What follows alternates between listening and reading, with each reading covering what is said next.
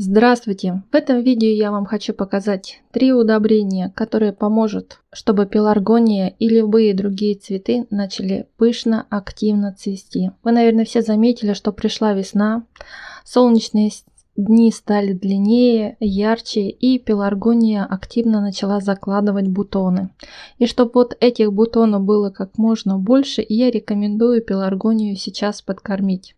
Все мы с вами в январе и феврале подрезали наши пеларгонии, черенковали их, и теперь они уже набрали массу и начали цвести. Также эти удобрения активно помогают от всех заболеваний пеларгоний, практически от всех, избавит вас от черной ножки, от пожелтения листвы. И вообще данные удобрения, они именно влияют на пышное активное цветение. Если вы хотите, чтобы ваши пеларгония, герань и любые другие цветы зацвели так же, как мои красавицы, я вам рекомендую обязательно попробовать что-то одно или чередовать данные удобрения. Данные удобрения рабочие, и они стопроцентно эффективные.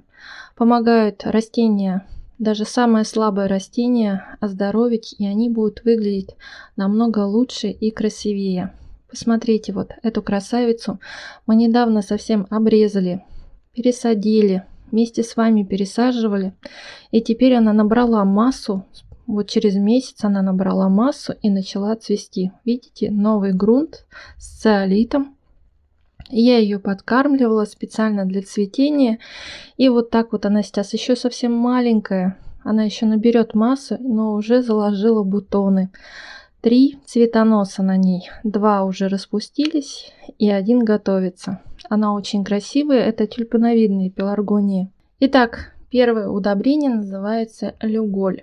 Все, наверное, вы знаете, что такое люголь и для чего его применяют. Его можно приобрести в аптеке. Его используют, если у вас, например, краснеет и болит горло. Очень эффективное, кстати, средство. Я всегда его держу, и оно помогает.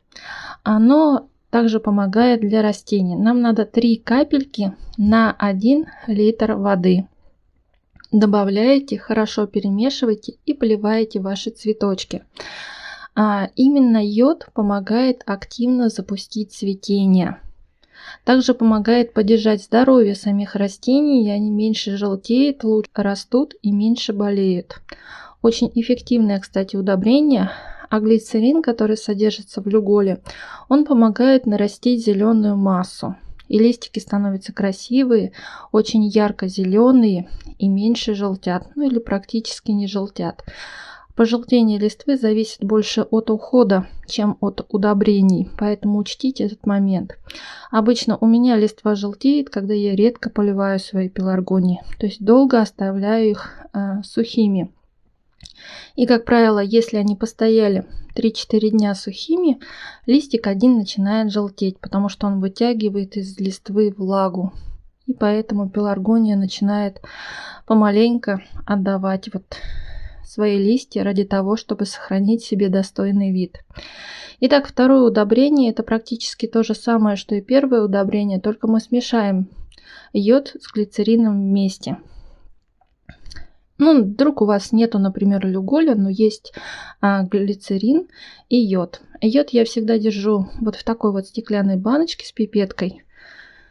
Очень удобно дозировать. Я практически все удобрения перевела вот в такие стеклянные баночки с пипеткой. Их можно приобрести на Wildberries или на Озоне. Вот такие вот баночки с пипеткой. Йода нам понадобится 2 капли на 1 литр воды, а глицерина 1 мл на 1 литр воды. И все смешиваем в одной емкости. Это то же самое, что и первое удобрение, только мы смешали йод и глицерин вместе. А люголь уже смешан глицерин с йодом. Поэтому эти 2 удобрения очень эффективные, рабочие. Как я уже говорила, йод помогает здоровить своему растению, также помогает активному цветению, запускает активное образование новых цветоносов, и при этом растение не страдает от того, что цветет, и пышно также развивается. Ну а глицерин, он помогает растить зеленую массу. То есть ваше растение не просто тормозит во время цветения, оно также растет, набирает зеленую массу и набирает новые цветоносы. Поливать такими удобрениями, что первым, что вторым, можно один раз в 2 недели. Вот видите, еще один цветоносик лезет. Вообще это растение недавно обрезалось и пересаживалось. И вот через месяц оно уже зацвело после пересадки.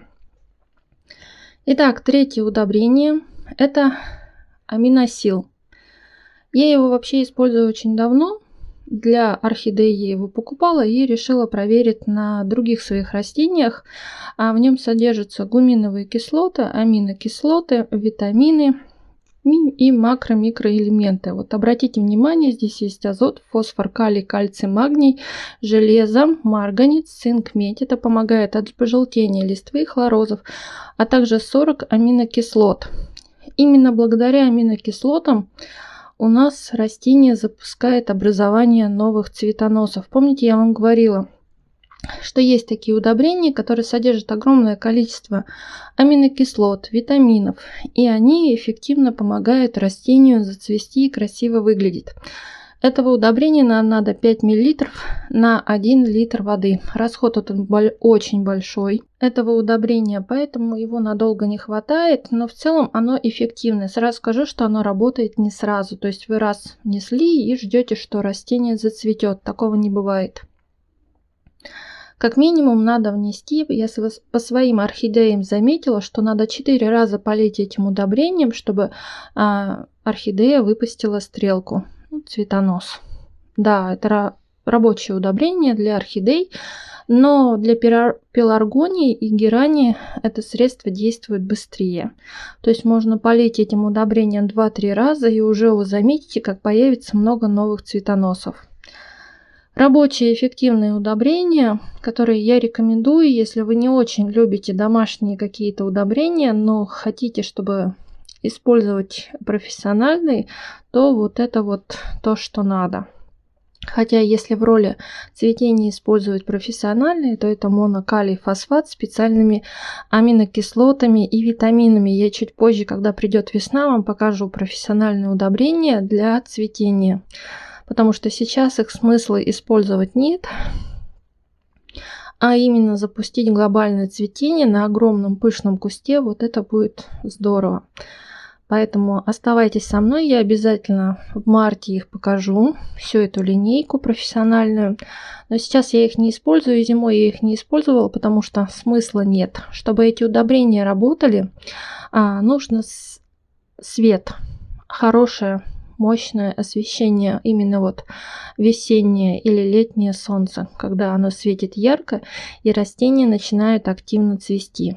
То есть, если вы поливаете и у вас ничего не работает, обратите внимание обязательно на свет. Должно быть яркое солнце.